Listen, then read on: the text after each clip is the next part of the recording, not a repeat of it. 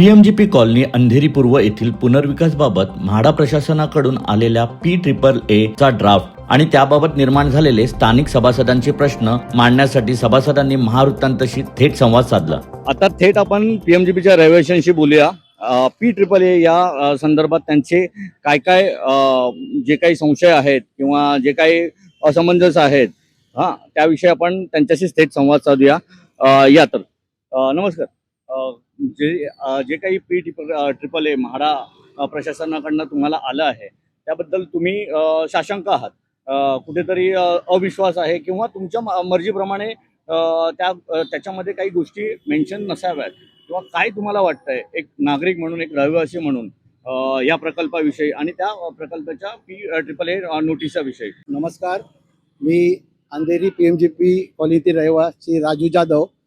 आम्ही गेले कित्येक दिवस म्हाडा आणि स्थानिक लोकप्रतिनिधी यांच्याशी PAAA ॲग्रीमेंट संदर्भात चर्चा केली आणि आम्हाला जी म्हाडानी जी PAAA ॲग्रीमेंट जी सादर केलेली आहे त्याच्यामधले काही मुद्दे आहेत। घराचा प्रश्न आहे, भाड्याचा प्रश्न आहे, त्याच्यात वाढ व्हायला पाहिजे होती, ती काही त्यांनी त्याच्यामध्ये काहीच बदल केलेला नाही। आणि जे आता आम्हाला जी घरोघरी जी प्रत्येक PAAA ॲग्रीमेंट सबमिशन केली आहे ती आम्हाला मान्य नाही।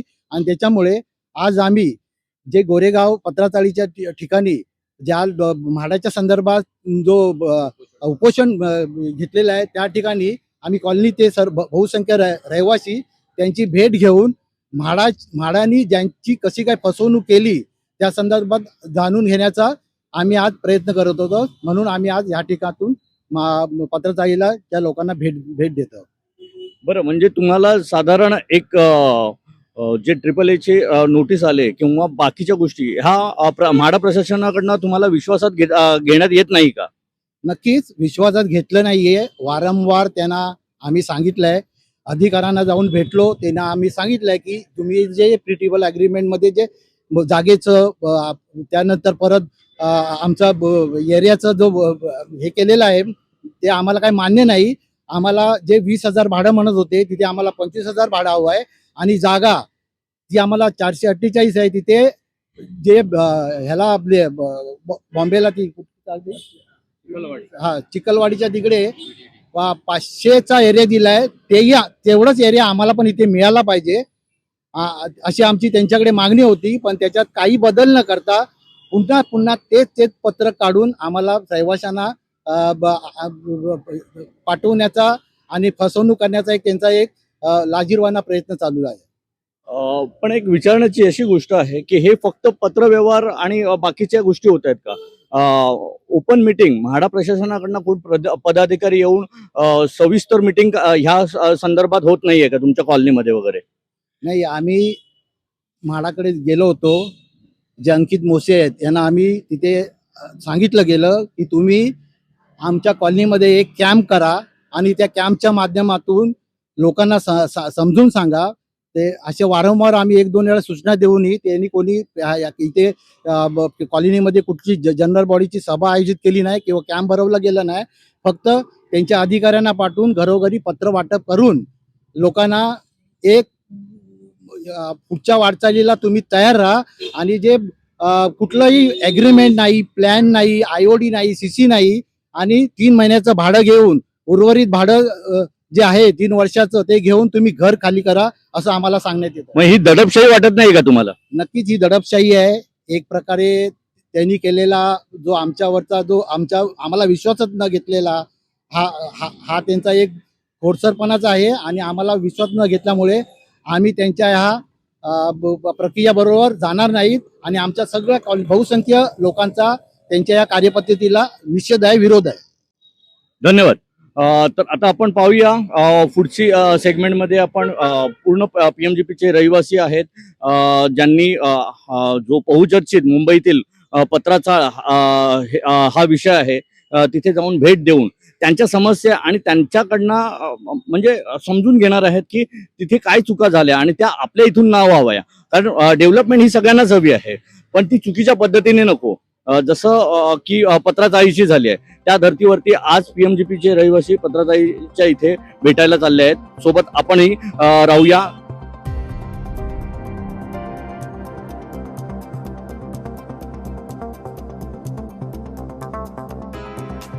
सिद्धार्थनगर गोरेगाव पश्चिम पत्राचाळ येथील नागरिक मागील 21 दिवसांपासून स्वतःच्या घराच्या संदर्भात विविध मागण्या घेऊन उपोषण करत आहेत। या सर्व नागरिकांचे म्हणणे समजून घेण्यासाठी महावृत्तांतने थेट त्यांच्या उपोषण स्थळी जाऊन नागरिकांशी संवाद साधला।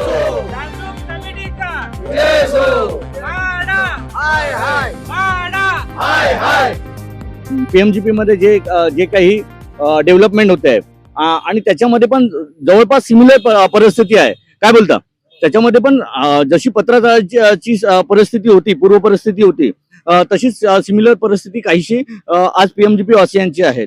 तर ते एक मराठी माणूस मुंबईकर म्हणून पीएमजीपी वासीय इथे पत्राचाळ वासियांना सपोर्ट करायला आलेत आणि त्यांचं खास करून मार्गदर्शन घ्यायला आलेत की भविष्यात ह्यांच्याकडनं काही चुका होऊ नये याकरता काय मार्गदर्शन करतील वगैरे। तर पहिले आपण जाणून घेऊया पत्राचाळच्या रहिवाशांकडनं जे आज 21 दिवस साखळी उपोषणाला बसले।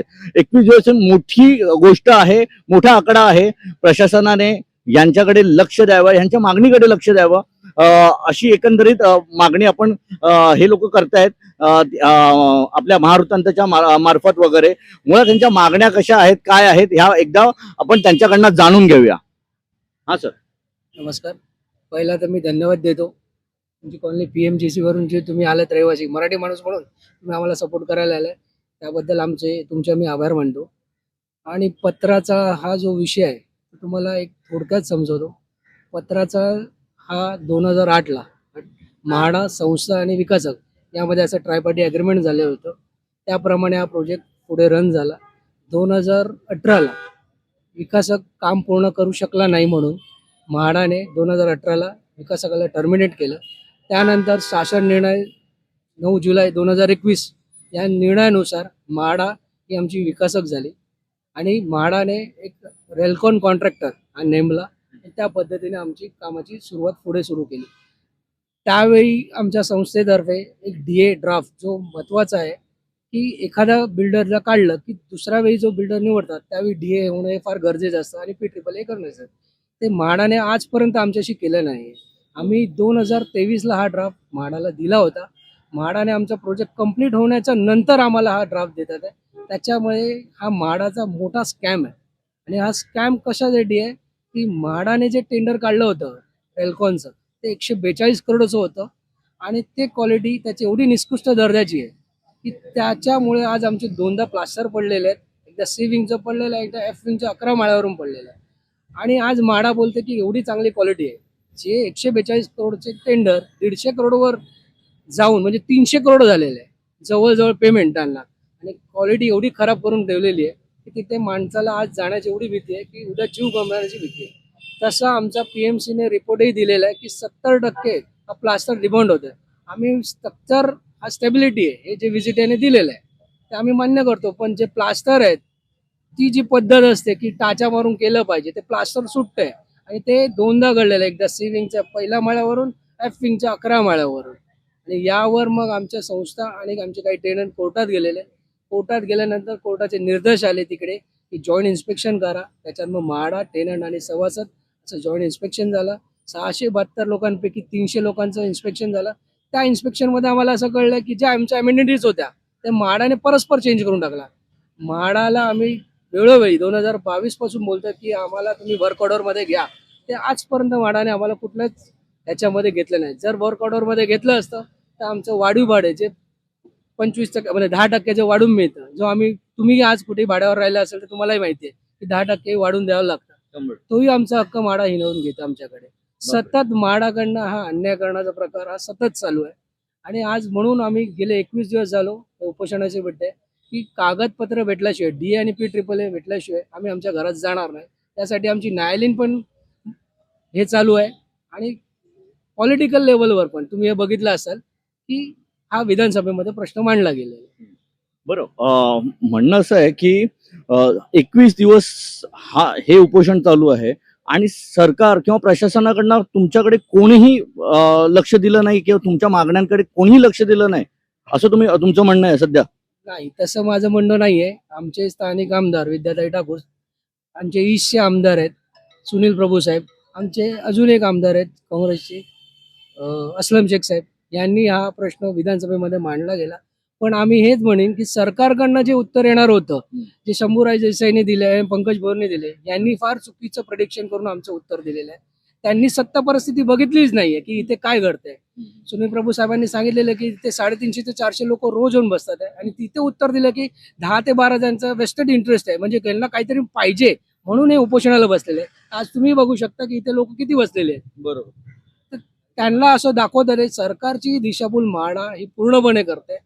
त्यांच्या चुकावर पांघरून घालण्यासाठी सरकारचे डोळे बंद करते. अच्छा. सरकार आणि सरकारची जी दिशाभूल म्हाडा करते असं यांचं एकंदरीत म्हणणं आहे. म्हाडाकडनं तुमच्याकडे आता जे राईटअप मध्ये आहे किंवा बाकीच्या गोष्टी आहेत, ह्या गोष्टी किती आल्या आहेत, काय आल्या आहेत? सध्या कोर्टात केस चालू असल्यामुळे कोर्टाने एक ऑर्डर दिली आहे, ती कोर्ट ऑब्झर्व्हर समोर डीए आणि PAAA ची मीटिंग घ्या. त्याप्रमाणे आमची मीटिंग झालेली आहे. पण आमचे प्रमुख जे मागण्या आहेत ती म्हाडा नेहमी त्या डीए मध्ये टाकते आणि साईडला करून टाकते.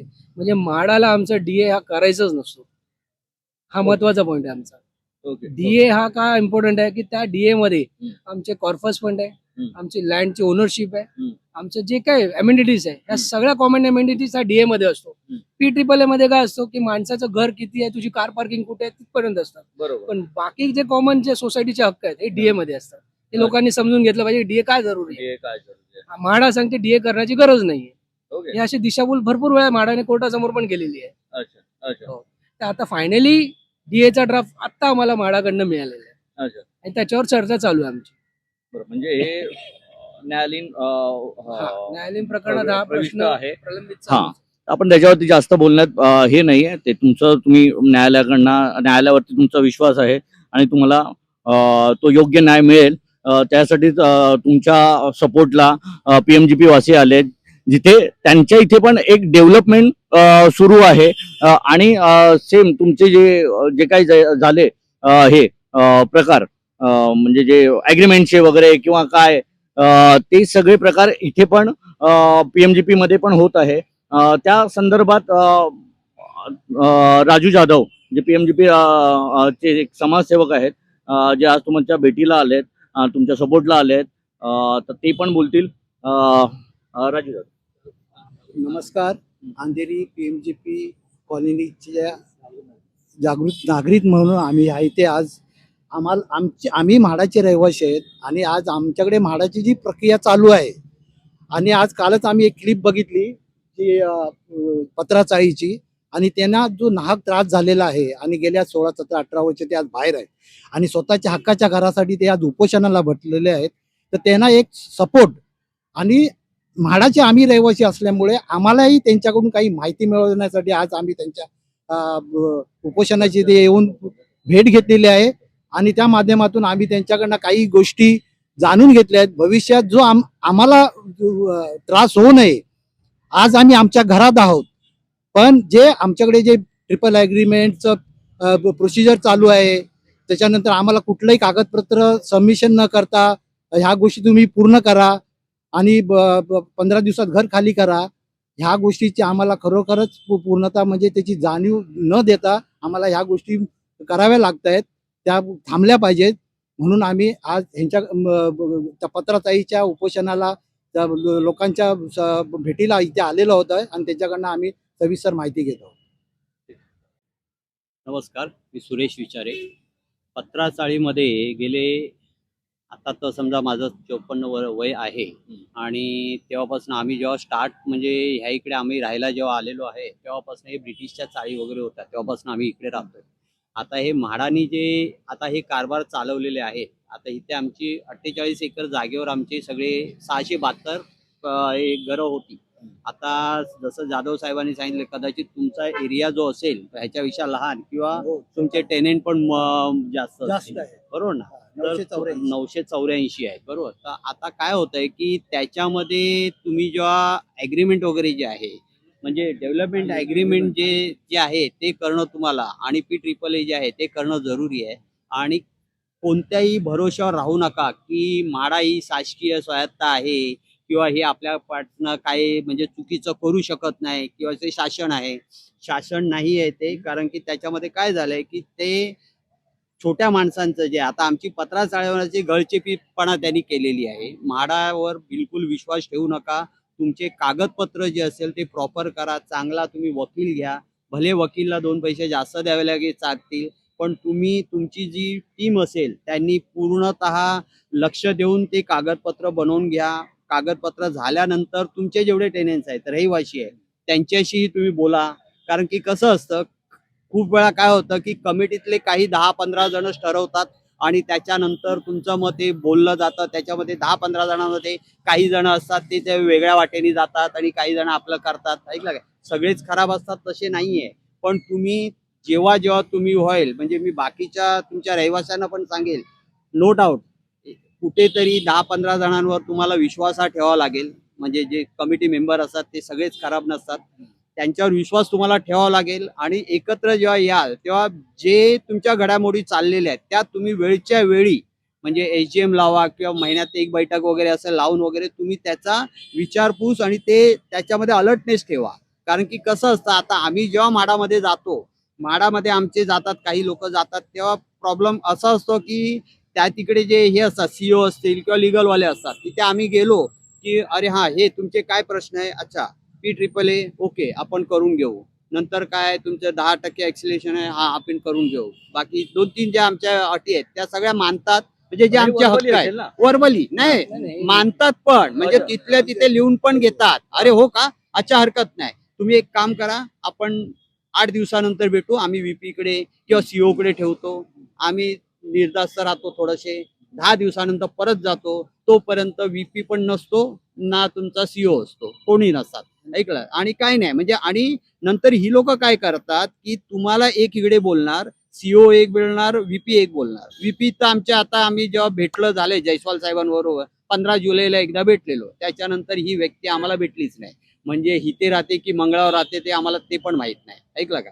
तर ह्याच्यासाठी तुम्हाला काय करायचं असं, सरकार काय करतं, म्हाडा काय करते की तुमच्याकडनं कमिटीला एक बोलणार, लिहून देणार, हे करणार. त्याच्यानंतर जेव्हा कोर्टात, आमची कोर्टात केस चालू असल्यामुळे ते कोर्टा थ्रू आमच्यावर दबाव आणतात आणि ज्या गोष्टी इथे तयार केलेल्या आहेत म्हणजे मानलेल्या आहेत त्या कोर्टात जाऊन ते रिफ्यूज करतात. आताही आम्हाला जो ड्राफ्ट आलेला आहे तेव्हा आमच्याशी असं बोलण्यात आलं की P-AAA DA वगैरे आम्ही ते सगळं करू. पातातले त्याच्यातले 4 मुद्दे आहेत ना, आता नाही ते उडवूनच टाकलेले आहेत.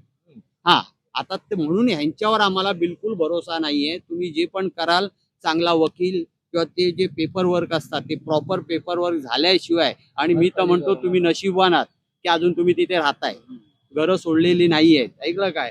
तुम्ही एक लक्षात ठेवा, सगळ्यांनी मिळून राहावा आणि एकत्र जोपर्यंत तुम्ही येणार नाहीत तोपर्यंत तुम्ही काही करू नाही शकत. आणि त्याच्यात तुम्ही जर अच्छा म्हाडा हेच बघते की तुमच्यामध्ये किती ग्रुप आहेत. ऐकलं काय? तुमच्यातल्या काही माणसांना वेगळं करेल, काही माणसांना वेगळं करेल, पण तिथे तुम्ही फूट करू नका. एकत्र राहिल्याशिवाय तुमचं घर होणार नाही आणि तुमचे जे हक्क आहेत ते जर मिळवायचे असेल तर तुम्हाला एकत्र राहावं लागणार. नक्कीच जो आता दिलाय महत्वाचा सल्ला की एकत्र येणं हा एक महत्वाचा सल्ला आहे. एकत्र शिवाय एक एक वज्रमुठी तयार होते, ती कुठेतरी कोणाशी भांडण्यासाठी चर्चेसाठी उभी राहिल्यामुळे आपल्याला तिथे न्याय मिळतो. म्हणून आपण आता साहेबांनी सल्ला दिला एकजूट राहणे, ते PMGच्या कॉलनीच्या लोकांना मी आता उपस्थित आहे त्यांना तर मी सांगतोच आहे, एकजूट होणे, एकत्र येणे ही काळाची गरज आहे आणि त्या माध्यमातून आपण पुढे फाईट करू शकतो आणि आपण स्वतःचा बचाव करू शकतो. नक्कीच.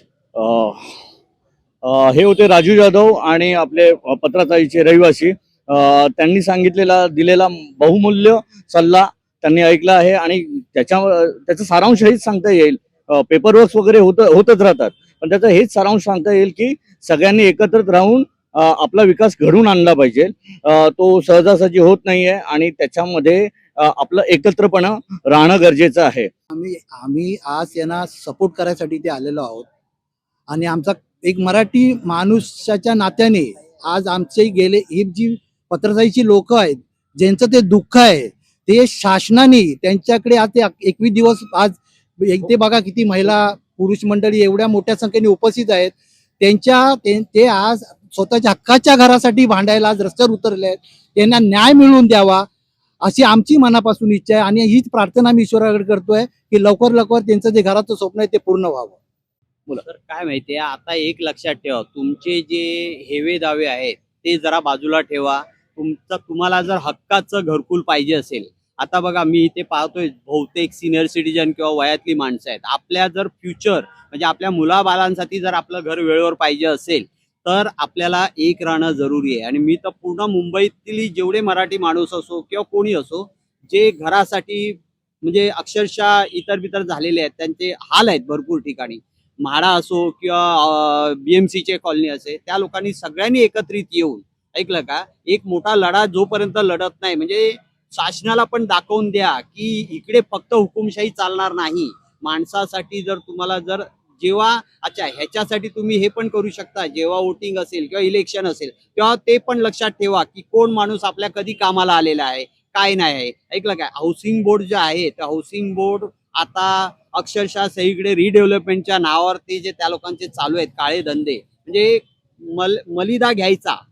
कुठे एक जागा भेटली, मोक्याची जागा भेटली की तिकडनं मलिदा आपला मिळाला की आपलं झालं. एक लक्षात ठेवा, जोपर्यंत तुमचे पेपरवर्क होत नाही किंवा प्रॉपर पेपरवर्क आणि तुम्ही एक येत नाही, तोपर्यंत तुम्ही रिडेव्हलपमेंटला आणि स्वतःचं घर सोडण्याच्या बाबतीत पडू नका. त्याच्यातले तुमचे काही जण बोलतील की बाबा आपल्याला 2 महिन्याचं किंवा 3 महिन्याचं भाडं मिळतंय, हे करते ते करते. काही जण बोलतात, तुमचे दिशाभूल करणारे पण भरपूर जण असतील, ते पण तुमच्यातलेच.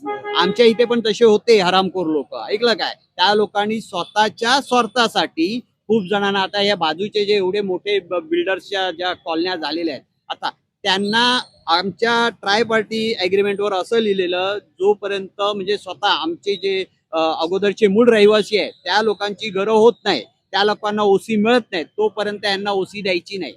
पण काही नतद्रष्टा माणसांनी स्वतःच्या स्वार्थासाठी आमची ओसी मिळायच्या अगोदर त्या लोकांना असं सांगण्यात आलं की 70% तुमचं काम झालेलं आहे आमचं, आणि गव्हर्नमेंटकडनं त्या लोकांना पण ओसी मिळवून दिलेली आहे. त्याच्यात त्यांचा तो फायदा होता. तर तुम्ही जेव्हा पण कराल, म्हणजे अक्षरशः कसं आहे की आता तुम्ही एकच इकडे म्हणाले की आम्ही जात्यात आहोत आणि आम्ही सुपात आहोत, असेच हाल आहेत. तुम्ही लक्ष ठेवून राहा आणि म्हाडावर विश्वास ठेवू नका आपण नाही बोलत, पण त्यांच्यावर बोलतात ना, वज्रमूठ आपली पाहिजेलच. जर नसेल, तुमचा अंकुश नसेल, तर ते तुम्हाला रस्त्यावर आणायला कुठेही जोर जबरदस्ती करतील, पोलिसांचा ताफा आणतील किंवा आणखीन वेगळ्या तऱ्हेने हे करतच असतील. कारण की आम्हाला पण जेव्हा बिल्डर आलेला, अक्षरशः आमच्याकडे रस्त्यात म्हणजे आमचे घरची सामान आहे ना, आम्ही बाहेर गेलेलं असताना सामान काढून त्या लोकांनी हे केलेलं आहे, ऐकलंय. तर ते तुम्ही लक्ष ठेवा. आणि काही याच्या पुढे कुठेही तुम्हाला काय आमची आवश्यकता लागली, जसे तुम्ही आज आमच्यासाठी आलायत, आम्ही पण पत्राचाळचे रहिवासी जागृती समिती आहे, ते आम्ही येऊ. आमचे लिगल टीमवाले जे आहेत त्यांच्याशी पण तुमची भेट घालून देऊ. त्याच्यातले काय पॉईंट्स असतात, ब्लू फॉल्स काय असतील ते तुम्हाला सांगू आम्ही, आणि आम्हाला जे काय असेल ते आम्ही तुमच्या मदतीला आम्ही तयार आहोत. की या म्हाडाच्या अनुभवामुळे, म्हाडाचे जे अनुभव आजपर्यंत भेटले आम्हाला, तर मला वाटतं की मुंबईमध्ये आता अतिरेक्यांची गरज नाहीये जर म्हाडा असताना. दुसरी गोष्ट अशी आहे की म्हाडा ही नक्की मुंबईचं डेव्हलपमेंट करायला निघाली आहे या मुंबई विकायला निघाली आहे, हा एक मोठा प्रश्न आहे. कारण का आज जेवढे सामान्य माणसांना जो त्रास होऊन आज आम्ही रोडवर जेवढे करतायत, आज हळूहळू आमच्यापासून सुरुवात झाली आहे, हळूहळू पुरे मुंबईमध्ये ही लाट उसळेल. पण एक प्रश्न आजही आहे की शासकीय या यंत्रणावर कोणाचा ताबा आहे की नाही आहे नक्की. छोटंसं चर्चासत्र घडून आणलेलं एक PMGP वासियांमध्ये आणि एक पत्राचाळी वासियांमध्ये, ते आपण इथे सांगता करत आहोत. धन्यवाद.